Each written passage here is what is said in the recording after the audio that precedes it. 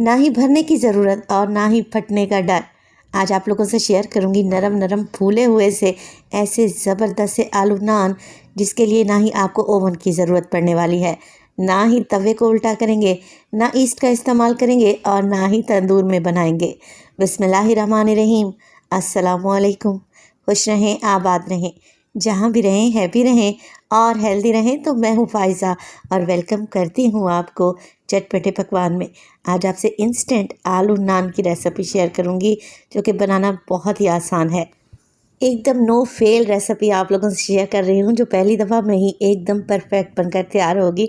तो रेसिपी को एंड तक देखें, अच्छी लगे तो लाइक कर दें और चटपटे पकवान को सब्सक्राइब भी कर लें। तो चलें फिर आलू नान बनाना स्टार्ट करते हैं। तो आलू वाले इंस्टेंट नान बनाने के लिए सबसे पहले तो ले लिया है मैंने मैदा। नान मैदे से ही ज़्यादा अच्छे बनते हैं। तो अगर मैदे को वज़न में देखें तो 500 ग्राम के बराबर है, यानी कि ये आधा किलो है। कप्स में देखें तो 3 कप भर के है।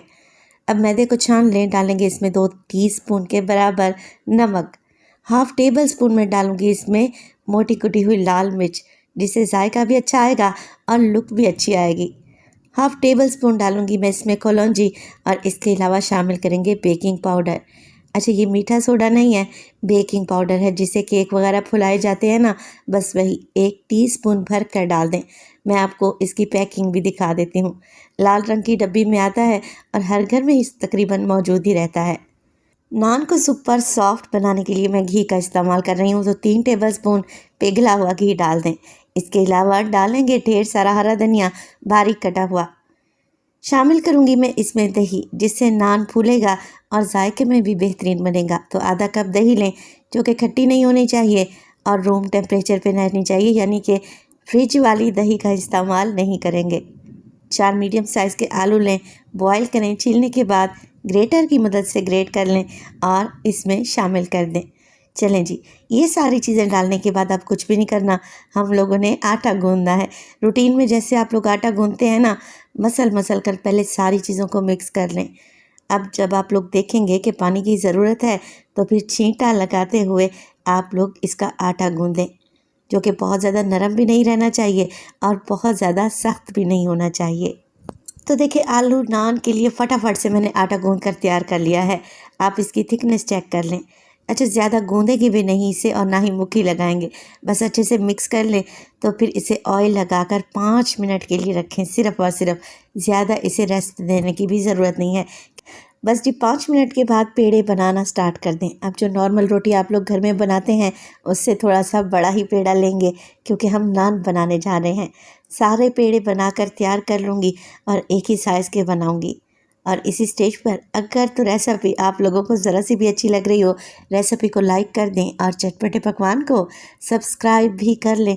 आप सब लोगों का बेहद शुक्रिया। अब देखिए, पेड़े बना लेने के बाद एक पेड़ा उठाएं और इसे मैदे में कोट कर लें। आलू नान एकदम परफेक्ट बने तो मैं बेलन का इस्तेमाल करने लगी हूँ।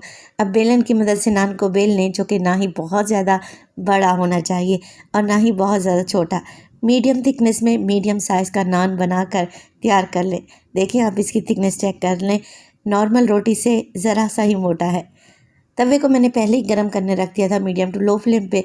बस ये मज़ेदार सा आलू नान डालें, 20 से 30 सेकंड के लिए ही एक साइड से इसे पकने के लिए छोड़ दें।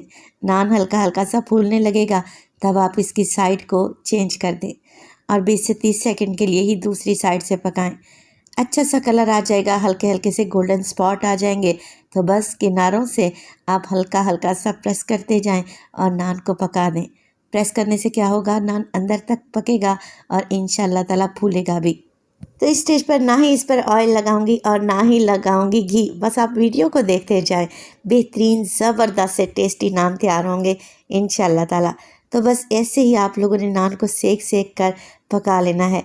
अच्छे से गोल्डन स्पॉट आ जाएंगे तो उतार लें और सारे नान ऐसे ही तैयार कर लें। तो ये बेहतरीन सी रेसिपी है, आप इसे झटपट से बनाकर तैयार कर सकते हैं और अचार और चटनी के साथ।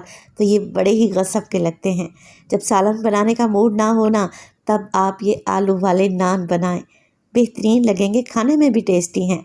तो देखिए, 1 बाय 1 करके सारे ही नान मैंने बना लिए हैं और मैंने हॉट पॉट में रखती रही हूँ।